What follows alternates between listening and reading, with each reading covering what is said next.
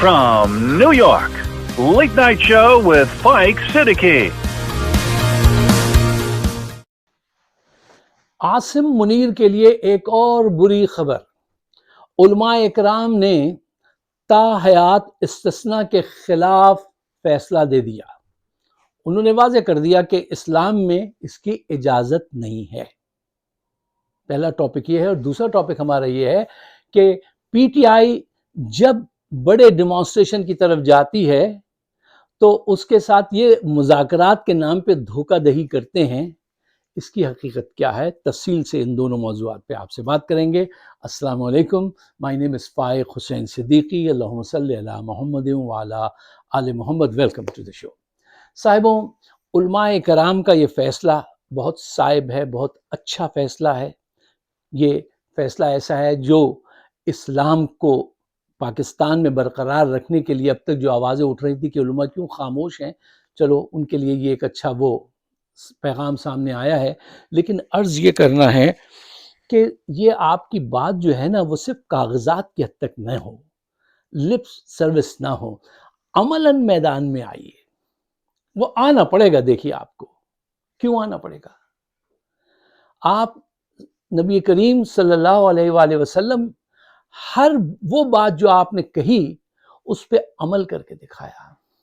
राह में बड़ी तकालीफ उठाई, दंदान शरीफ शहीद हुए, नालैन में खून भर गया, अपने मुखालिफ की हिमायत के लिए भी खड़े हो जाते थे, जानवरों तक के हुकूक के लिए खड़े हो जाते थे। जुल्म होता कहीं भी देखें कहते थे नहीं, जुल्म चाहे किसी के भी खिलाफ हो, यही नहीं कि वो मुसलमानों के खिलाफ हो, वो कहते थे इसका साथ दो, इसके साथ ये जुल्म हो रहा है। अब उस पर अमल का वक्त है।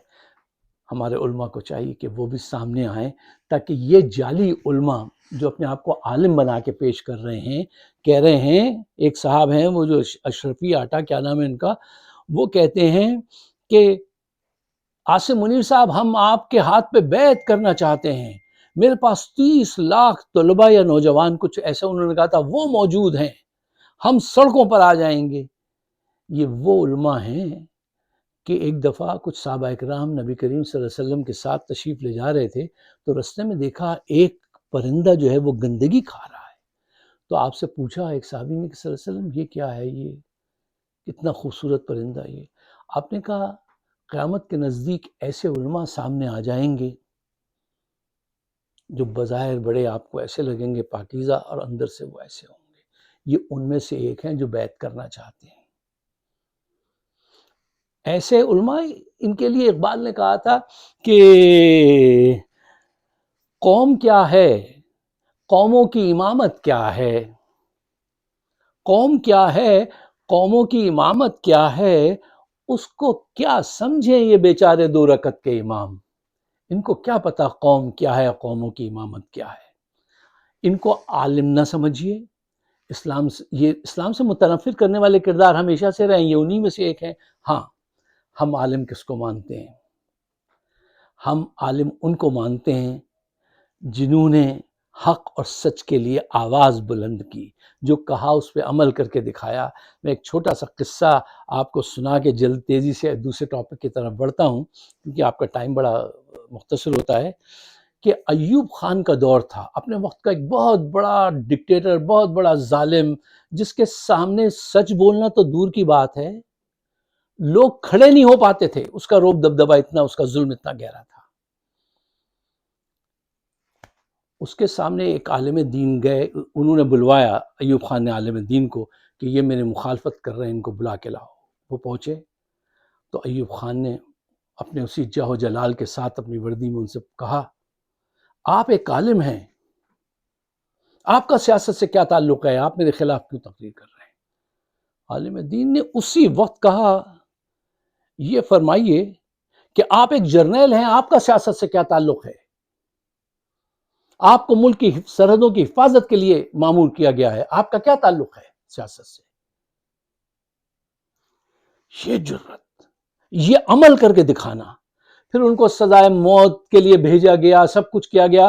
और वो जिस सुबह उनको सजाए मौत होनी थी उस रात वो खर्राटे लेके सो रहे थे। और उनसे किसी ने पूछा कि हुजूर ये आप सो रहे हैं ऐसे, सुबह तो फांसी है। तो उन्होंने कहा नहीं मुझे सोने दो, वो یہ حکمران اگر میری قسمت میں پھانسی ہے تو مجھے کوئی بچا نہیں سکتا، اور اگر نہیں ہے تو یہ الٹے بھی ان تاروں سے لٹک جائیں تو بھی یہ مجھے پھانسی نہیں دے سکتے۔ پھر اللہ کا کرنا ہوا کہ وہ وہاں سے بری ہو گئے۔ ان کا نام تھا سید ابو الاعلیٰ مودودی۔ ہمیں مولانا مودودی، رشید ترابی، شاہ احمد درانی، مفتی محمود شفیع صاحب، ان کے مفتی محمود ان کے والد جن کا لڑکا یہ بڑا بدماش ہے، یہ فضل الرحمان، ٹھیک ہے نا، ان کے والد سچے عالم تھے اور حق پرست تھے۔ دیکھو عالم ہم اس کو مانیں گے جو خود عمل کر کے دکھائے۔ آج میں تمام علماء سے کہوں گا، تقی عثمانی صاحب سے اور دوسرے صاحب سے، کہ دیکھو عمل کے ذریعے بات کرو، صرف لپ سروس نہیں ہو، آپ میدان میں آئیں، کسی سیاسی پلیٹ فارم پہ مت جائیں کسی سیاسی جماعت کی حمایت میں، حق اور سچ اور اسلام جو کہتا ہے اس کی حمایت ضرور کیجیے جو اس کے خلاف نکلے۔ میں اس معاملے میں زیادہ بات چیت نہیں کرتا ہوں کسی سے، ان 2 رکعت کے وہ جو امام ہیں ان سے بھی نہیں کرتا ہوں، کیونکہ ہوتا یہ ہے کہ مذہب کے جو دشمن بیٹھے ہوتے ہیں، جو پیدائشی منحوس ہوتے ہیں، اللہ نے ان کے دماغ ہی ایسا بنایا ہوتا ہے مذہب سے دشمنی، وہ طاق میں رہتے ہیں کہ کوئی ماڈریٹ آدمی ہماری طرح کا وہ آگے کوئی ایسی بات کہے، وہ اس کو پھر اپنے حق میں دلیل بنا کر پیش کریں۔ میں اسلام کے لیے آرگومنٹ ہارنے کو ترجیح دوں گا، لیکن اسلام کو بدنام کرنے میں اپنا حصہ نہیں ڈالوں گا۔ روز محشر مجھے شافع محشر کا اور ان کے گھرانے کا سامنا ہے۔ میں اپنے نام پہ کوئی ایسا داغ سجدہ لے کے نہیں جانا چاہتا کہ جہاں پہ یہ ہو کہ ان کے اس بات سے اسلام کی روح کو، حقانیت کو نقصان پہنچا تھا۔ اس کا خیال رکھنا بڑا ضروری ہے۔ اچھا، اب آئیے دوسرے ٹاپک کی طرف، کہ حکومت یہ دیکھتی ہے جب اچھی اسٹریم بن رہی ہے، جب پی ٹی آئی آگے بڑھنے لگتی ہے تو ان کو اپنی حکومت ڈولتی ہوئی نظر آتی ہے اور یہ اس کو مذاکرات کی پیشکش کرتے ہیں۔ اس کے کیا پروس اینڈ کونس ہیں، اس پہ میں ذرا آپ کے سامنے تفصیل سے بات رکھنا چاہتا ہوں۔ اچھا صاحب، اب آئیے میں اپنے نوجوان دوستوں سے کہنا چاہتا ہوں کہ دیکھو تمہاری اسٹریٹ موومنٹ سے یہ کتنا ڈر گئے، تمہاری قوت کتنی بڑی ہے، ذرا اس کا اندازہ یہاں سے لگاؤ۔ ابھی صرف اناؤنسمنٹ ہوا ہے اور یہ اپنے گھٹنوں پہ آ گئے، یہ تمہیں دھوکہ دینے کے لیے نیا جال لائے ہیں کہ مذاکرات، جب بھی اسٹیم بننے لگتی ہے، جب بھی پی ٹی آئی بڑا ڈیمانسٹریشن ڈیسائیڈ کرتی ہے تو یہ مذاکرات کے بہانے کے ذریعے وہ اسٹیم کو باہر نکالنے کی کوشش کرتے ہیں۔ اس مرتبہ ان کو یہ موقع مت دینا، تمہاری قوت ہے، اور یہ ان کو یقین ہے، ان کو پتا ہے کہ جس روز نوجوانوں نے اسٹریٹ کا رخ کر لیا تو پھر انہیں روکنا آسان نہیں ہوگا میرے محبوب، قیامت ہوگی۔ جی دیکھیے، یہ صرف ٹائم آؤٹ لے رہے ہیں، جس کو کہتے ہیں نا ڈیلے وارفیئر ٹیکنیک، یہ اس کا حصہ ہے کہ یہ مذاکرات شروع کرنا چاہتے ہیں۔ اچھا، مذاکرات کب ہوتے ہیں؟ دیکھیے، بغیر پریشر پیدا کیے جو مذاکرات ہوتے ہیں وہ سرنڈر کرنا کہتے ہیں اس کو، ٹیبل پہ جا کے سرنڈر کر دیا۔ یہ تم سے مذاکرات نہیں، بیعت لینا چاہتے ہیں۔ اور مذاکرات کب کامیاب ہوتے ہیں؟ جب تم پریشر پیدا کرتے ہو۔ پریشر کب پیدا ہوتا ہے؟ جب تم اسٹریٹ پہ جاتے ہو۔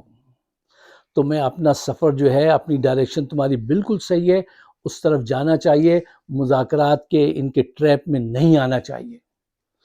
کیوں؟ اکثر لوگ کہتے ہیں صاحب مذاکرات کے ذریعے بات بنے گی، مذاکرات کی ٹیبل پہ آئیے فائز صاحب۔ میں نے کہا ہمیں پتہ ہے ٹیبل ضروری ہے، چیئر ضروری ہے، لیکن وہ ٹیبل اور چیئر وہ سڑک، لمبی سڑک کے کونے پہ جا کے رکھی ہوئی ہے، پہلے ہمیں جد و جہد کرنی ہے۔ پریشر پیدا کرنے کے بعد جو تم مذاکرات کرو گے اس میں تم کامیاب رہو گے۔ بغیر پریشر پیدا کیے ان کے دھوکہ دہی میں آ کے مذاکرات پہ جانا، وہ اپنے آپ کو رسوا کرنا ہے، وہ سرنڈر کرنا ہے۔ اچھا، ایک اور بات میں آپ کے سامنے رکھنا چاہتا ہوں، تاریخ گواہ ہے میری اس بات کی کہ آج تک کتنے جرنیل ڈکٹیٹرز ایسے ہیں جنہوں نے مذاکرات کے ذریعے سرنڈر کیا اور آپ کی جان چھوڑی ہو۔ یہ صرف اس صورت میں جان چھوڑتے ہیں جب آپ کے نعروں کی گونج، آواز ان کی توپوں کی آواز کے برابر پہنچ جاتی ہے۔ اس سے پہلے یہ جان نہیں چھوڑتے ہیں یہ سب دھوکے بازی کی تیاریاں کر رہے ہیں. اور ایک دفعہ آپ نے دیانتدارانہ اپنے آپ کو دیانتدار رکھتے ہوئے یہ بات رکھی تھی کہ چلو دیکھتے ہیں، لیکن پتہ چل گیا تھا. اور عمران خان اس بات کو پہچان چکا ہے. اس نے سختی سے منع کیا ہے کہ اس ٹریپ میں مت آنا، اس طرف سوچنا تک نہیں، جواب تک نہیں دینا. ان سے کہنا نہیں، جائیے آپ اپنا کام کیجئے، ہمیں ہمارا کام کرنے دیجیے. اچھا دیکھیے صاحب، میں اور زیادہ آسان بنا کے یہ کہنا چاہتا ہوں کہ میرے نوجوانوں، اگر تم اسٹریٹ موومنٹ سے دور ہٹ گئے یا اس میں دیر کی تو یہ مضبوط ہوتے جائیں گے. اور یہی وہ وقت ہے، یہ وہ وقت ہے کہ جو چاہے لگا دو ڈر کیسا. یہ بازی عشق کی بازی ہے. اچھا دیکھیے، سیدھی سی بات ہے کہ نو اسٹریٹ نو پریشر، نو پریشر نو فریڈم. سیدھی سی بات ہے. آپ اگر اسٹریٹ پہ نہیں جائیں گے تو کوئی پریشر ڈیولپ نہیں ہوگا، پریشر ڈیولپ نہیں ہوگا تو کوئی انصاف نہیں ملے گا، کوئی صحیح بات نہیں ہوگی. اور ان سے یہ مذاکرات کے سارے معنی یہ بالکل غلط ہیں. دیکھو، بیماری سے نیگوسیشن نہیں کی جاتی، بیماری کا علاج کیا جاتا ہے. یہ ایک بیماری ہے، یہ ڈکٹیٹرشپ پاکستان میں جرنیل، یہ ایک بیماری ہے. ان کا علاج کرنا ہے، سیاسی علاج کرنا ہے ان کا. ان سے نیگوسیشن کرنا ایسے ہی ہے کہ کوئی ڈاکٹر کسی بیماری سے تھوڑی الجھا جاتا ہے، اس سے نیگوشیٹ کیا جاتا ہے، اس کی علاج کیا جاتا ہے. ان کا علاج کرنا ہے. اچھا اب میں اپنے سارے اس کو لیٹس گو ٹو کلوزنگ، کہ ہم کلوزنگ کی طرف بڑھیں. کچھ پوائنٹس پہلے کے بھی ہیں، کچھ نئے کر کے میں اس کو جو ہے ایک جگہ کر دیتا ہوں تاکہ وقت بچ جائے. پوائنٹ نمبر 1، دیکھیے، جرنیل کبھی بھی مذاکرات پسند نہیں ہوتے، بارود پسند، گولی پسند ہوتے ہیں. یہ توقع رکھی جا سکتی ہے. پوائنٹ نمبر 2، پریشر پیدا کیے بغیر، جیسے میں نے پہلے بھی کہا، ٹیبل پہ جانا مذاکرات کی سرنڈر کرنے کے برابر ہے. پوائنٹ نمبر 3، مذاکرات کس کے لیے ضروری ہیں؟ ان کے لیے ضروری ہے. یہ اپنی حکومت بچانا چاہتے ہیں، یہ مزید مال بنانا چاہتے ہیں. ٹھیک، مذاکرات مسائل کا حل نہیں ہے. مسائل کا حل آپ کے وہ ان 3 پوائنٹس میں ہیں جو کل میں نے آپ کے سامنے پیش کیے تھے، کہ مہنگائی ختم کرو. اس حکومت سے کوئی امید نہیں ہے کہ یہ مہنگائی ختم ہونے دے گی، کیونکہ یہ تو ابھی تک لوٹ رہی ہے اور سارے ثبوت موجود ہیں. اکثر ڈسکس ہم کرتے ہیں. فیئر الیکشن کراؤ، آئین کو بحال کرو. سولوشن اس طرف ہے، اس طرف نہیں ہے. اور پوائنٹ نمبر 3، دیکھیے، پریشر ڈیولپ کرو پھر مذاکرات کرو. تاریخ یہی بتاتی ہے، تو ہمیں تاریخ سے سبق لینا چاہیے. اچھا صاحب دیکھیے، پہلے وہ جو 3 پوائنٹس ابھی جو میں نے آپ کو دیے، اس میں تو میں نے اب تک کی جو گفتگو تھی اس کو سم اپ کیا.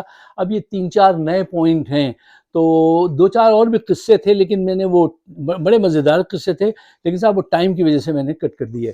لیکن یہ 4 پوائنٹ بہت ضروری ہیں، ان کو ضرور آپ پیش نظر رکھیے گا. پوائنٹ نمبر 5، جب آپ مذاکرات کو ریجیکٹ کریں گے تو یہ آپ پر یہ کہہ کے الزام لگائیں گے. مجھ سے کل ایک صاحب کہتے تھے، یار آپ تو فائز صاحب جذباتی ہو رہے ہیں. میں نے کہا جی ہاں، صحیح فرمایا آپ نے، ہم جذباتی ہو رہے ہیں. کیوں؟ اس لیے کہ ناانصافی سچے جذبات پیدا کرتی ہے. ناانصافی نے یہ ہمارے سچے جذبات پیدا کیے ہیں، اور ہم نے اس تکلیف کو محسوس کیا ہے جو ہمارے ساتھی محسوس کر رہے ہیں. اور ہم اسی کو ہیومینٹی کہتے ہیں. ہمارے نزدیک یہی انسانیت ہے کہ ظلم کو روکا جائے. اور آپ ہمارے نزدیک ایک کون آرٹسٹ ہیں، ایک دھوکے باز، شعبدہ باز سے زیادہ آپ کی اہمیت نہیں ہے. اور یہ آپ کا یہ کہنا کہ وہ مذاکرات کے لیے کہہ رہے ہیں، آپ کیا کہتے ہیں؟ کیسے مذاکرات؟ یعنی یہ اجازت مانگ رہے ہیں کہ ہم تمہارے گھر میں آ کے نقب زنی کریں گے؟ اجازت ہے نا؟ دوسرے کو اتنا معصوم نہ سمجھیے، آپ اتنے ذہین بھی نہیں ہیں. اچھا، پوائنٹ نمبر 6، دیکھیے، ایموشن کا یہ الزام جو لگاتے ہیں، ایموشن جو ہوتے ہیں، اچھے ایموشن قوموں کو بناتے ہیں، خوف قوموں کو توڑتا ہے. پوائنٹ نمبر 7، کیا آپ اسٹریٹ موومنٹ شروع کر کے ریئلزم سے دور ہونا چاہتے ہیں؟ تو میں نے کہا دیکھیے، ساؤتھ افریقہ کی آزادی ریئلزم کی وجہ سے ہوئی تھی یا پریشر ڈیولپ کرنے کی وجہ سے ہوئی تھی؟ جواب دیجیے. یہ سوال انسٹنٹلی ان کے منہ پہ ہی اٹھانے چاہیے، ورنہ یہ لوگوں کو یہ تاثر دیں گے کہ دیکھیے ہمارا ایٹیٹیوڈ کتنا جمہوری ہے صاحب، ہم ان کو مذاکرات کی دعوت دے رہے ہیں. تو اس کا پردہ چاک کرنا بھی سارے ہمارے جتنے بھی پولیٹیکل کمنٹیٹر ہیں ہماری طرح کے، ہم سب کا کام ہے کہ ہم اس کو ضرور ایڈریس کریں، اور یہی اس دھرتی کا حق ہے جو ہم اتنی دور سے بیٹھ کے ادا کر سکتے ہیں. اچھا، پھر ایک اور سوال جو اٹھایا جائے گا کہ آپ صاحب سڑکوں پہ آنے کے بجائے عدالتیں کھلی ہوئی وہاں چلے جائیں. میں نے کہا اچھا، آپ ہمیں اس عدالت میں بھیجنا چاہتے ہیں جہاں پہ جج جو ہے وہ سچا فیصلہ نہیں ایکسکیوز ڈھونڈتا ہے، جہاں اگر کوئی کمپلیکیٹڈ بات آ جائے تو وہ قانون کی موٹی سی کتاب کھولنے کے بجائے جی ایچ کیو فون کرتا ہے، کہتا ہے صاحب بتا دیجئے ان کو کیا سزا دینی ہے، ان کا کیس لگانا ہے یا نہیں لگانا. اس عدالت میں بھیجنا چاہتے ہو. ان عدالتوں کے ہم نے بہت چکر کاٹے، دنیا گواہ ہے، ایک ایک پیشی پہ گواہ ہے. اب اس عدالت کے دروازے جلدی آپ کاٹیں گے، ہم نے کاٹ لیے، ہمارا وقت اب اس سب سے پورا ہو رہا ہے. اگر آپ میرے خیالات سے اتفاق کرتے ہیں تو پاکستان کو ایک فیور کیجئے، ان کو شیئر ضرور کیجئے گا تاکہ رائے عامہ ہموارو، اگر یہ غلط ہے پاکستان کے خلاف ہیں تو بھول جائیے، لیکن اگر ان سب سے پاکستان کو فائدہ ہو سکتا ہے، کسی مظلوم کے لیے آپ کی آواز جو ہے سپورٹ بن سکتی ہے چھوٹا سا بھی، تو اس پہ آپ کو اس کو شیئر کرنا چاہیے. اور ایک ہمارا نوجوان صحافی سہراب برکات، بہت اچھا وہ لڑکا ہے، وہ بہت اچھی کومنٹری کرتا ہے، بڑی دلچسپ. اس کو انہوں نے زبردستی پکڑا ہوا ہے جبرن، اور اس کے ساتھ جو کچھ بھی یہ کر رہے ہیں وہ تو اس کے باہر آنے پہ پتہ چلے گا. میں نے بھی اپنی فیس بک کی جو آئی ڈی ہے وہ اس کے اپنا چہرہ ہٹا کے اس کا چہرہ لگایا ہے. آپ سب سے بھی گزارش کرتا ہوں آپ بھی ایسا کیجئے، اس کے لیے آواز اٹھائیے. وہ پاکستان کی ایک بڑی توانا آواز ہے. اور یہ جو ہمارے ینگسٹر ہیں، حبیب عدیل جیسے، یہ سہراب برکات جیسے، ہمیں انہیں سپورٹ کرنا چاہیے. کیوں؟ یہ ذہین ہیں اور حق پرست ہیں، انصاف کی بات کرتے ہیں. اس لیے مجھے اپنے خیالات سے نوازیے گا. آپ سب کا بہت بہت شکریہ.